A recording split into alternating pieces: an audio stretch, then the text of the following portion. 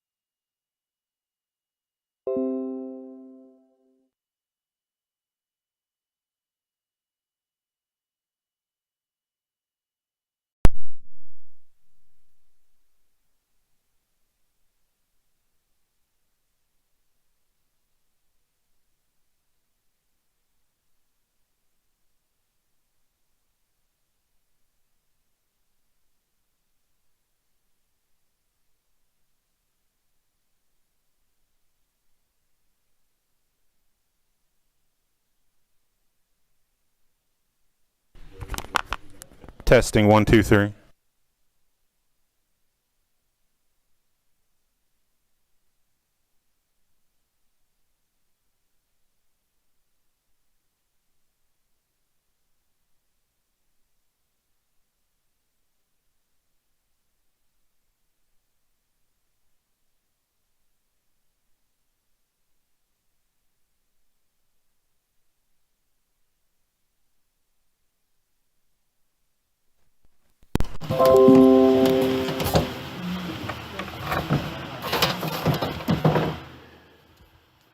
Say something.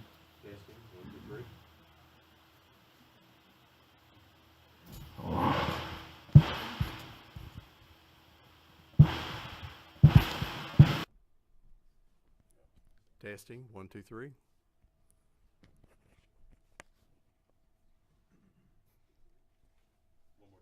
Testing 1 2 3.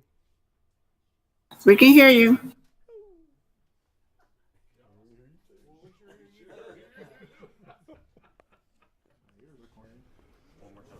Testing 1 2 3.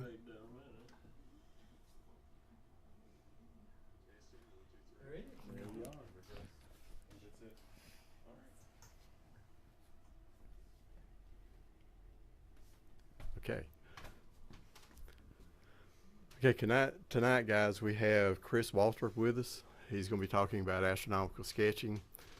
A few years ago, we were at a star party at Fall Creek Falls, and Astro Matt texted me the next day and said, "Hey, did you see the guy that was sketching?" I said, "No." Well, he sent me some pictures of Chris's sketches, and all I can say is he's a fanatic about keeping logs and sketching, because he has stacks and stacks of log books and sketches that he's done since his teenage years.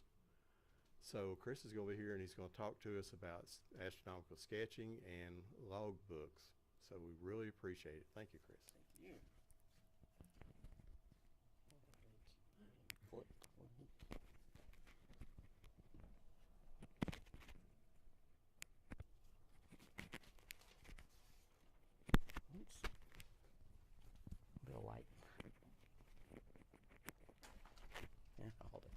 right, my name is Chris Waldrup. I've been in the club for about 5 years. This is my second meeting.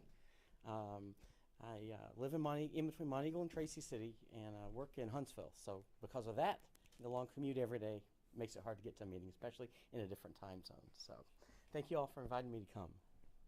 So my presentation is Confessions of an Astronomical Sketcher.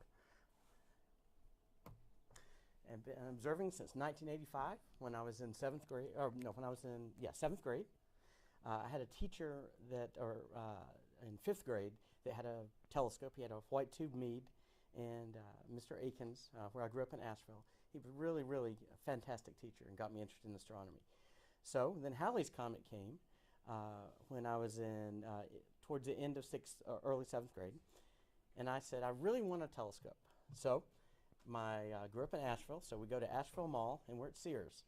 And I said to my mom, I'd like that telescope for Christmas. My mom, being a smart lady, said, well, I have a guy at work that's an amateur astronomer.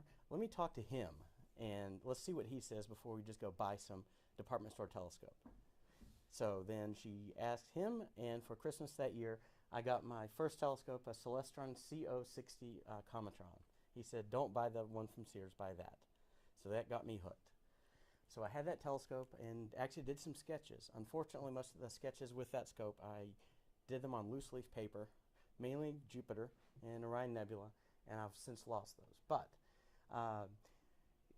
about 8th grade, so 1987, I got my second telescope, the Celestron Super Polaris C6, got from Adorama, New York City. So problem was it was $749, and 8th grader doesn't really have $749.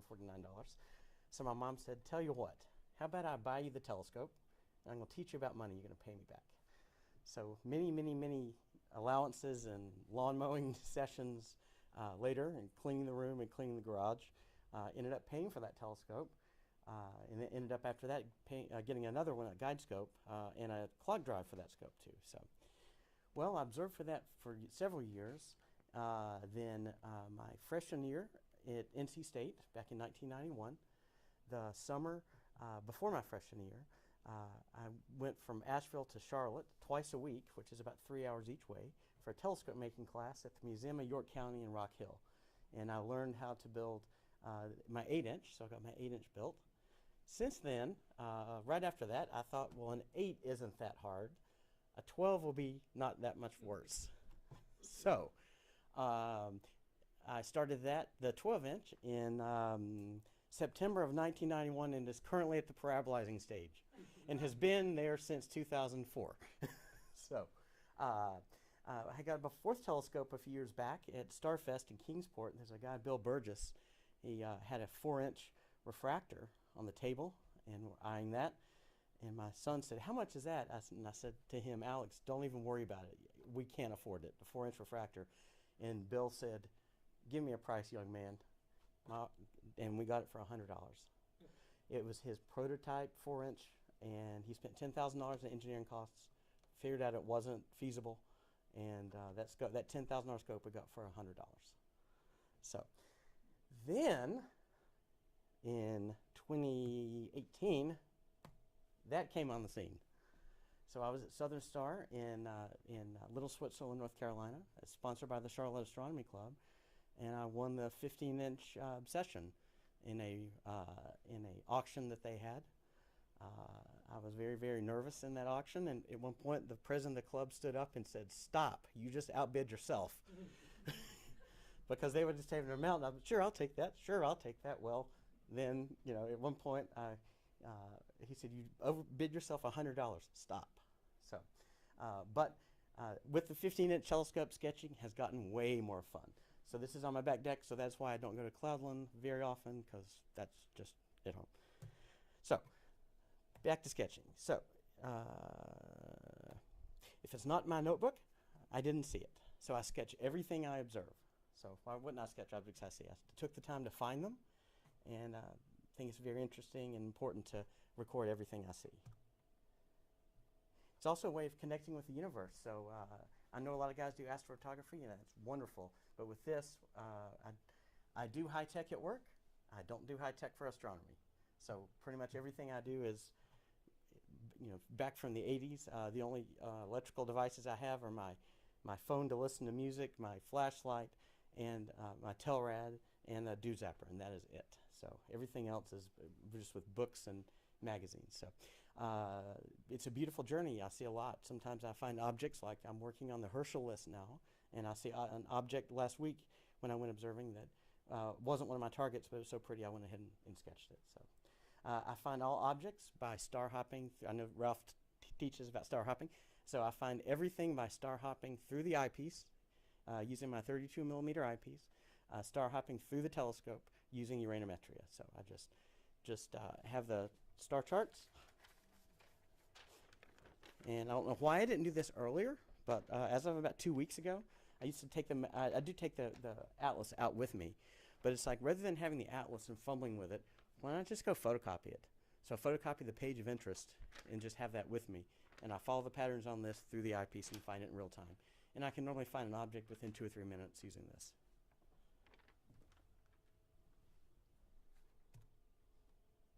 It's one of my favorite objects, pretty much anything deep sky. So globular clusters and nebulae in particular, and galaxies as well. So my goal, which I know now I'll never achieve, is observe every NGC object, because there's 7,000 of them.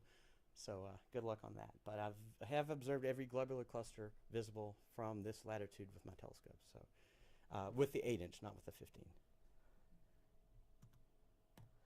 Oops. This is my first attempt, and the data's wrong. That's 1988.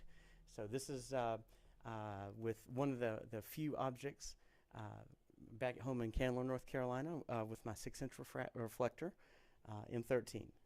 One thing, it's a horrible drawing, but it was my first attempt. So one thing I would advise someone that tries this, don't use a Sharpie when you do your outline for the circle. It was fine at the time. This was July the 6th, 1988. But due to chromatography from the moisture in the air, the colors separate if you use a Sharpie. So didn't know that then, do know that now. So completed observing projects. I've done the binocular Messier. I was dumb enough to go back and do it again with binoculars. So, and sketch everything then. Astronomical Comet, Astronomical League, all the globulars, Saguaro Astronomy Club 100. My club I was in the Raleigh Astronomy Club for over a decade, and that was one of the events that they had. They did the Saguaro Astronomy Club list. And I'm almost done with the Herschels. I'm down to 27 Herschel objects left as of last weekend. So, been working on that since 2003. And I've just buckled down on it recently. So I've sketched 373 of the Herschels. So easy as pie, very low tech. Like I said, don't need much electronics, just dew zapper, flashlight. Artist supplies are easy to come up with the pens and the sketchbooks. And I did bring a sketchbook, and I did bring some materials that I can show people. Oh, that's one other point. I use different size books for binoculars and solar system objects than I do for deep sky. I don't know why. I probably, after I fill up this small book, won't go back. I'll just use one notebook. But that's what I've done in the past. My toolkit, which I brought today, is right here. So I'd like to pass it around.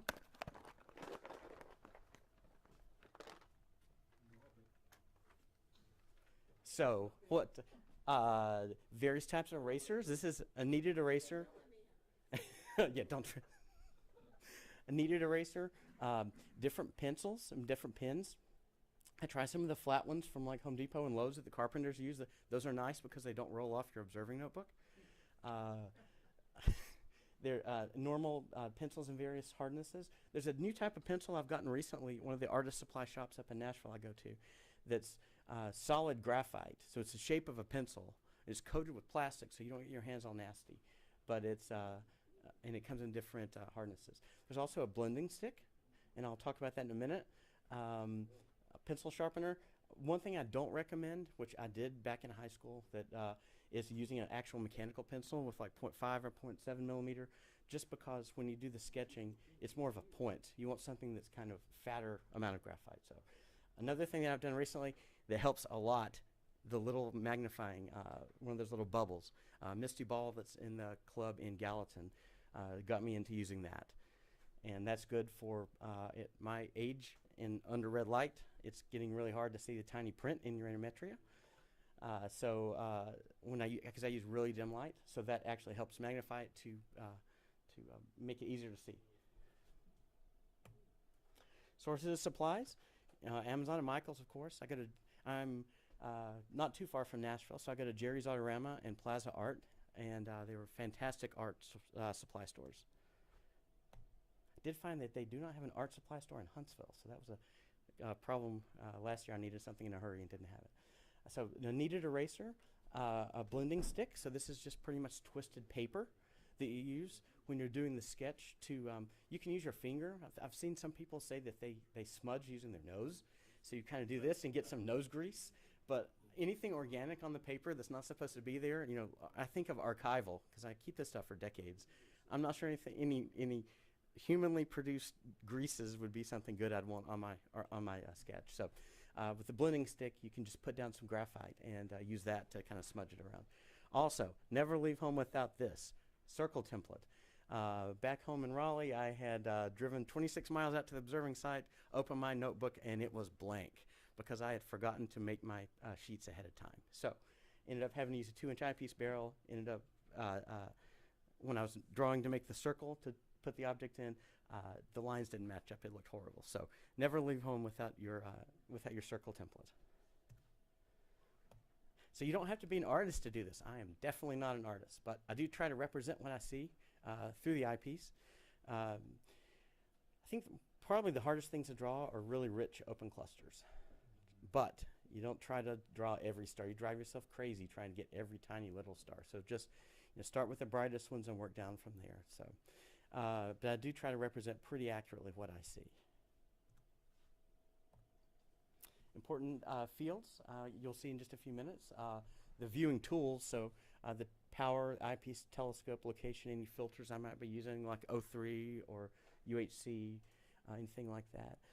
The subject, with the M number, NGC number, the type, the magnitude and the size, and then location. Where did I see it? So I can note the site if I ever want to come back. The right ascension and declination, since I pretty much do everything push to instead of with a go to, that is not as important, but I do like to put the right ascension and the declination on, or if I want to go back and look at an object later, I can easily find it in one of the databases, so that's pretty important. Also the constellation and the sky conditions. So that, I know that some people have sky quality meters, and I actually need to borrow one for some project that we're going to do back home, but I usually do that by looking at the limiting magnitude in the zenith. So it's about between 5 and 6 magnitude from my back deck where I am. So I just usually guess as close as I can. So the source reference, also what notebook it's in. So your uranometria chart is what I mainly use. And there's two different sets of uranometries. There's the set from 1988, and then there's a set from the mid-90s. So I have both of those, but mainly use the older one right now. So these are samples of some pre-made observing forms. They are available. I make my own just because I buy these black notebooks, the artist supply shop. They're made by Strathmore. They're about $15. So I first discovered them at the NC State bookshop in college. So, but I'll pass that around too.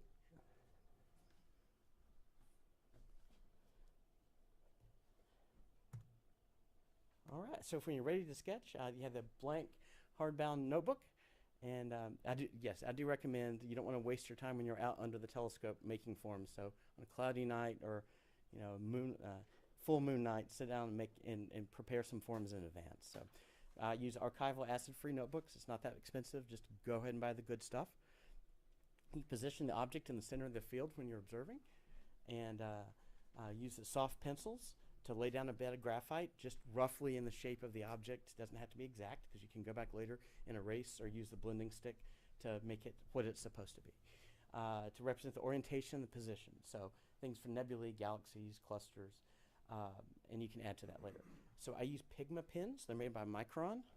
They come in different diameters. The .005 to .08 or .8 is what I have. So I used to use Faber-Castell refillable technical pins, but they're like $15 a piece, and those are just a couple dollars a piece. So I'd rather just use the Pigmas and throw them away. Refilling technical pins from a surveyor supply shop is not easy.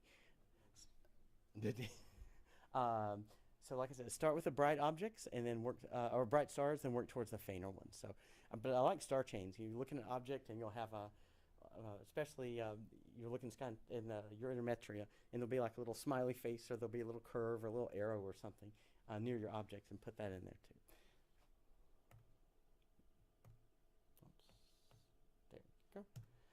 So the very first one from 1988. Use a blending stick, so put down the graphite and then use a blending stick to kind of work the object and get the shading right. Like you might have a bright center for a galaxy, or you might have some modeling or something with a nebula or another bright galaxy. The moldable erasers are really good to create voids and dark lanes. They have the consistency of bubble gum. They look like this, and you can make them in what shape, or if you are trying to do something small, you can kind of twist it up and erase a small area. But and then also on my sketches, I mark since it's not clock driven, it's push to. When I'm drawing it, the object will move, so I put the direction of west as to for my eyepiece field of view. Try different forms. Trapper Keeper, yeah, who remembers those? So that was one I made based on the March 4th, 1990. So I was in 11th grade then. So that's one. I was probably up at a place called Ogle Meadows at about 5,700 feet near Mount Mitchell making those. So that is M4, and that is probably M91. So, NGC 6888, Crescent Nebula. I visited my telescope making teacher, ended up moving to Arizona, invited me out there, so flew out in 92, got to use his big 20-inch homemade telescope. And, when you're doing this, things happen. You're doing the drawing, and the wind comes and moves the paper, and the star gets smudged. It's no big deal. So that used to really bother me, but stuff happens. So, but you can see with this, the power, the filter we're using, telescope, eyepiece, and then the various details about the object.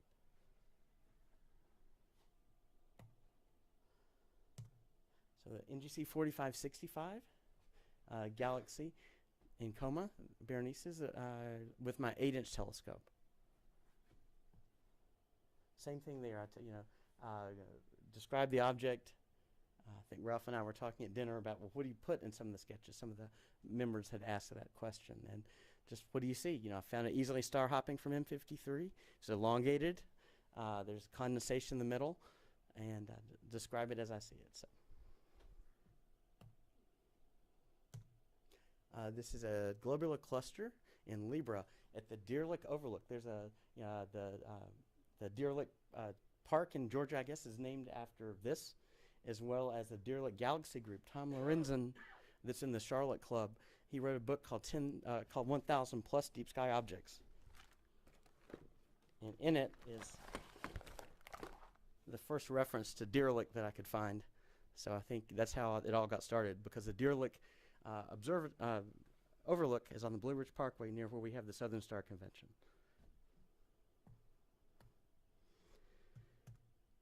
One of the open clusters in Cassiopeia, it looks like, for the Herschels.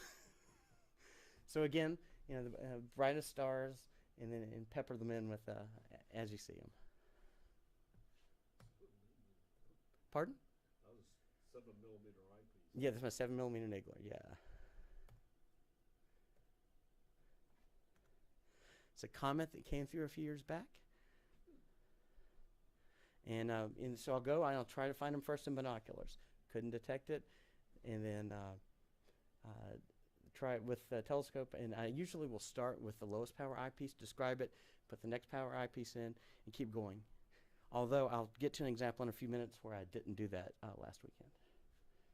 And I'll tell you why. It says Hubble's Variable Nebula. I noticed it was cold, so I was right before Christmas in 2001. Another galaxy.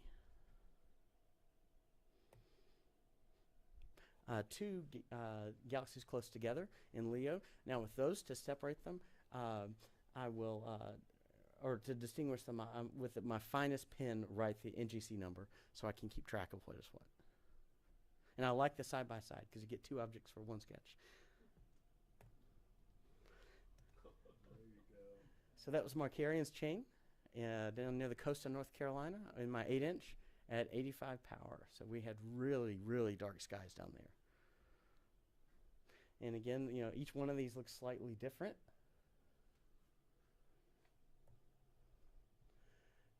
This was a planetary nebula that, interestingly, I had a really hard time finding because my Webb Society book actually listed either that star or that star as the nebula. And when I blinked them with the O3 filter, that's what blinked out, not these. So the drawing in the Webb Society book was wrong. So I mentioned that down in one of these. Another open cluster.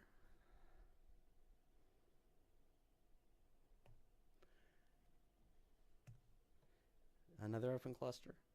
I kind of try to avoid open clusters. I mean, they're pretty, but unless they're spectacular, like NGC 457 or something.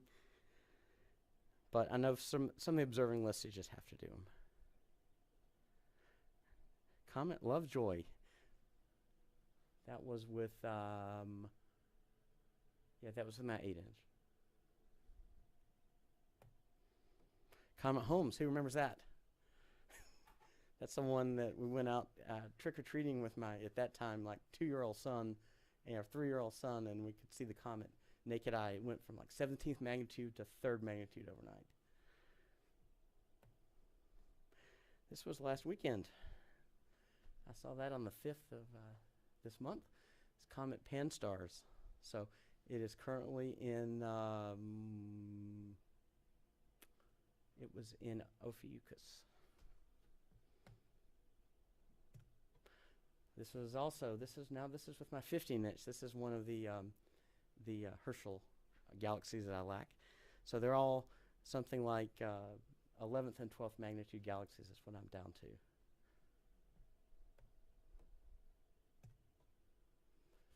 So two more, and what I do, again, there's one here and one here. So I put the data for 4781 is here, and the data for 4760 is the second. So that was 11.1 and 11.4 magnitude. And each one was slightly different. That's what I'm realizing, the objects I'm down to now for the Herschels are pretty much all faint elliptical galaxies that all look about the same.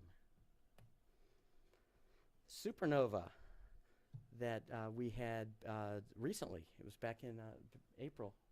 So it was Matt. I asked Matt to take a picture of it from his marathon site, so I would know where it was the night that, and he did.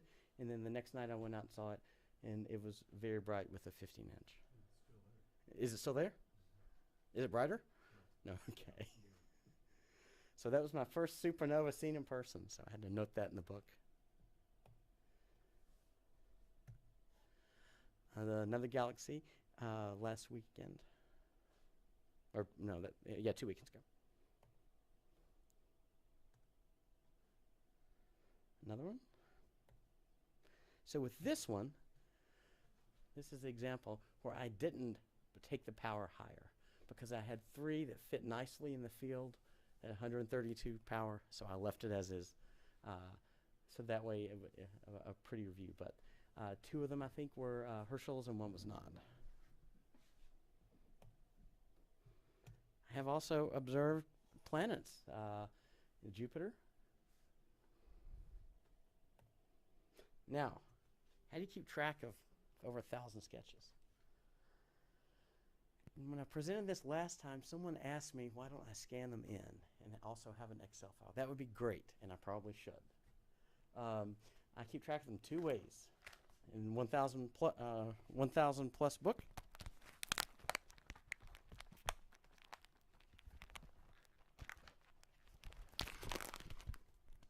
You can see it has a list of all the different objects. I'll write it beside in the margins.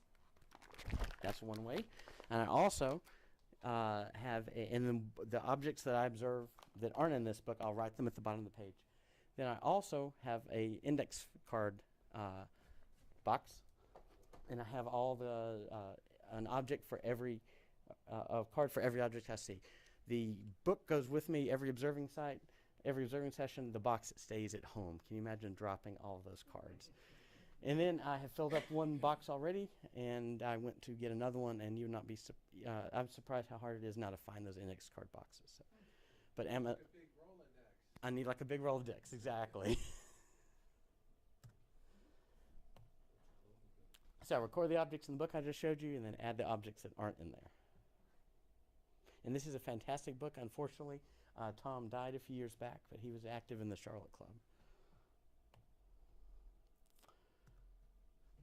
And this is just a close-up. So this book comes with every observing session. The people you'll meet. So I like the different conventions I go to. I take my notebooks and I get to show them off and get to have people sign them. So Jay Pasikoff at Southern Star a few years back, he wrote a bunch of intro astronomy books. He looked at it and said, "This bothers me." And I said, "Why is that?" He said, "You have a gap from 2009 to 2012. What's going on?" I said, "I moved to Tennessee and everything was in storage." So I don't have a good observing site yet. So, but Al Nagler, met him. Sue French, that writes a column for Sky and Telescope. Robert Reeves, I think he does some articles in Sky and Telescope or astronomy. My friend Howard Brewington, he discovered a bunch of comets. He moved from South Carolina out to New Mexico. And he gave me a ride out to Riverside Telescope Makers Conference in '93. Then he signed up for me. So Barbara Wilson, she was a pretty famous amateur out in Houston area, and she died of cancer last year. Then Rick Feinberg from Sky and Telescope, and Carolyn Shoemaker. She and her husband, didn't they discover the Shoemaker-Levy that crashed into Jupiter? Right? Yeah. And then Stella Kafka, who was the president of the AAVSO until 2 years ago. And she saw my notebook and she said, "Will you do me a favor?" This was at Southern Star a few years ago. She said, "Will you do a sketch just for me? And I'll frame it and put it in my office." So I did and mailed it to her. And she sent me an email back and said, "Thank you so much. It's in my office." All right. Inspirations, objects to observe. So astronomy and Sky and Telescope. I had Sky and Telescope back to 1943 until we moved from North Carolina to Tennessee, and something had to go because of all the boxes. So a lot of the Sky and Telescopes, I had to throw them away. But now they're all available, at least on DVD or CD-ROM, back from when it started until 2010. And so I have everything from 2010 to now. And I reached out to Sky and Telescope and I said, "When can I buy the 2010 to now?" And they said, "We're not planning on doing that again. So you're out of luck." So from 2010 to now, I have to keep the paper copy. So also Amateur Astronomy Magazine. Does anyone know that? You know that? Yeah. So I'm an I'm a contributing editor for Amateur Astronomy Magazine. It's published in Nashville. It's my favorite astronomy magazine. The Webb Society in England, I'm in that. I do some of the Astronomical League clubs.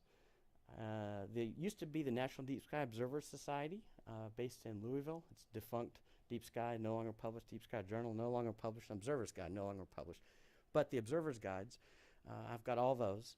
But they also were bound into some Wilman Bell had those, and they were called they have a 4-volume set of those. All right. Any questions? How often do you scrap a sketch and start over? And I guess really, like, I mean, I'm assuming starting out, it's going to be really common for you to be like, yeah. Not really. I'm pretty particular. Like if there's clouds in the sky, I usually won't sketch. Although back in March, I was out for a long period and sketching, and then I looked and was like, "Where'd my object go?" And I looked up, and while I was sitting there looking at the eyepiece, the entire sky clouded over. So fortunately, I just waited half an hour and it cleared back out. But a lot of times, I'm not happy with there was a galaxy last weekend I wasn't happy with, so I erased it and started over. But once I start, I'm pretty committed. They're hardbound notebooks, so it's kind of hard to scrap something.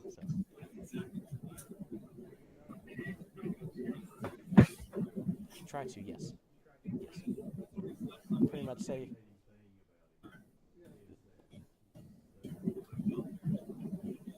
Now, if it's a, if it's like a social star party, like we're up at Cloudland just having fun, I won't. But if it's just me by myself,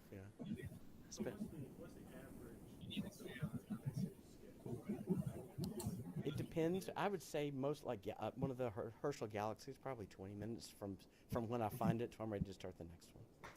I mean, I read like Howard Bennett's articles in Sky and Telescope, and he's wonderful, and he can see all kinds of stuff. And he spends 4 months on one. I don't have the patience, so. And Matt with his photography, spending 13 years, I don't have that patience. But and I'm happy for the people that do. But I like to go out and get new objects and see new things. So. And after I finish the Herschels, I don't know what I'm gonna do. I'm looking. Herschel 2, I guess. Yeah, Herschel 2. Yeah. Yes, sir. Yeah, I'm curious because you mentioned you went to a telescope building school. It was a class that was offered at the Craft Center at NC State. Actually, no, that was the 12 and a half. The other one was just one that was offered as a community group in Charlotte. So I drove the 3 hours each way for that. And that's why the 8-inch took 30 hours for me to grind. So in Paula. What I was going to ask is if you ground the optics. I did. And it took 30 hours. So I'm like, 12 and a half shouldn't take that much longer. And what's that? Almost 30 years later. So Dobson doing it between his legs on the bench, and I'm like, yes. It is exponential. It is. It was, but I had a good teacher. He was great, and I really enjoyed it. So, and I was reading it. I think it's Sky and Telescope this month. It said don't start with a 6. It was either that or Amateur Astronomy. It said don't start with a 6, start with an 8. So, but I don't know. Somebody told me I should finish. There's a man up in Murfreesboro that offered to help me finish the 12 and a half. But since I have the 15, I don't know. But it's sentimental. I don't want to not do it, but I don't know. So, any other questions? All right. Your turn. So I have pencils and paper for everyone that would like to try to draw in 51. You don't have to if you don't want to. But actually, we got to do something with that. In 51. But, of course, you won't be seeing that. There you go.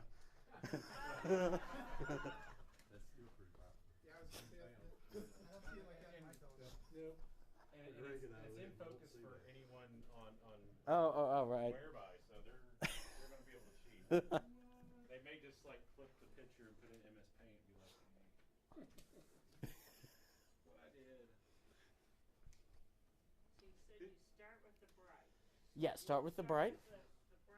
So if I was sketching this, what I would probably do is put down a whole bunch of graphite, smear it with your finger, brighter in the center, and then go over and do the same thing with that, and then add the whirls and the dust lanes. And I noticed, like, on your sketches, like, in the middle, though, to me it looked like it was darker where it was brighter. Yeah, it is. Yes, it's darker where it's brighter. So it's the inverse of what you would normally see. I was actually going to ask, do they, I don't know anything about art supplies, but do they have paper where you can actually remove, like if it's all black, you can actually remove and like.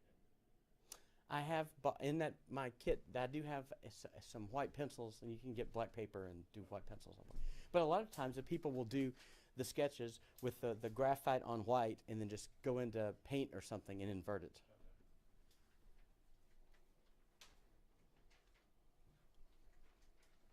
And then after you do the bright, Mm-hmm. then is there another technique you use right after doing the bright? Just fade it out with your finger to, but no, that's it. Mm-hmm. And you just sponge it with your finger. Sponge with finger, exactly. And if you want to use one of my blending sticks, I'll lend you one. You want to try one?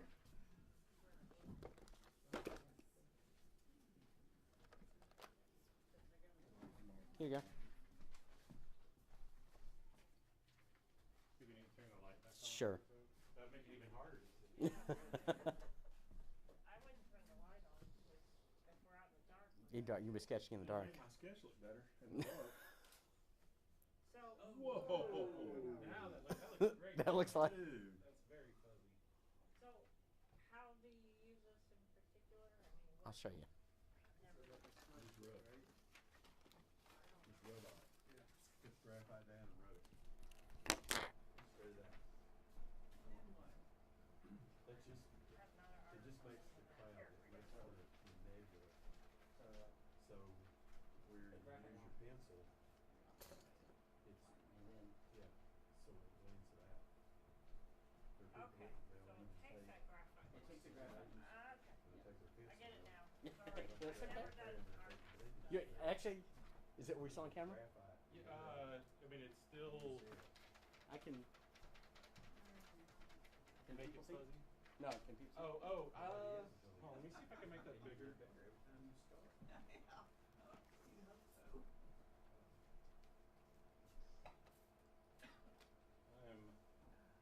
I'm as zoomed in as I can get, but you probably will need to get close to the. So for the people that want to see, put down graphite. Come on, come closer. That. Come closer. Even closer. And then, Okay. And then you use a blending stick, which is just twisted paper. So it picks up the graphite on the paper.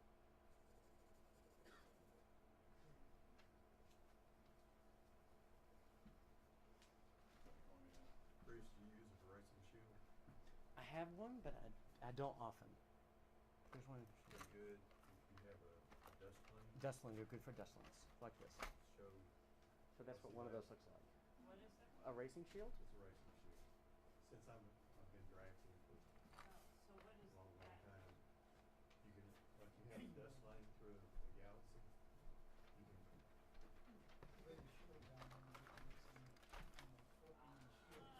These are the pencils I was talking about. Yeah. Oh, graphic. Eraser. You want one? Yeah. Yeah. So you use it to remove stuff, That's the pencil. It's graphite. right? It's got plastic over it. That's cool. There was a. My wife is an art teacher. Oh, is she? Yeah, she teaches high school art. So she knows about all this. Yeah, it's great. I mentioned we were gonna be here. People use computers. What'd she say? And she was like, that sounds really cool. I Aw. said, no, it sounds terrifying to me. I can take a picture of it. Did everyone get to see the notebook that wanted to?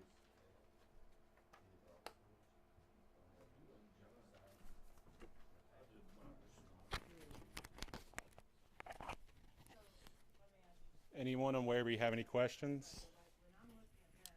I think since it went interactive, I think a few folks have left. Or is it on YouTube as well?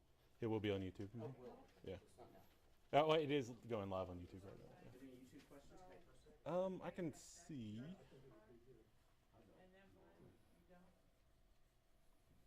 I don't have a way to check Facebook. Facebook is usually where questions come through.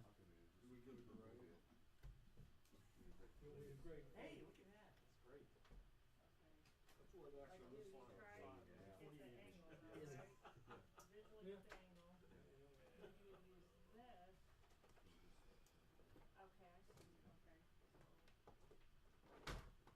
Pencil that. Sure. So you got 20 in? Did you use? Huh? You got 20 in? Oh, you mean here? Yeah, 22. At your house? I didn't know that. That's awesome. It's under my bed. The mirror is. Not The yet. mirror is. But I got the fear for it, ready to set it up. I'm having a sketching in my car. I'm going to go ahead and turn off the YouTube and the Facebook broadcast, and we'll get to questions from those in comments.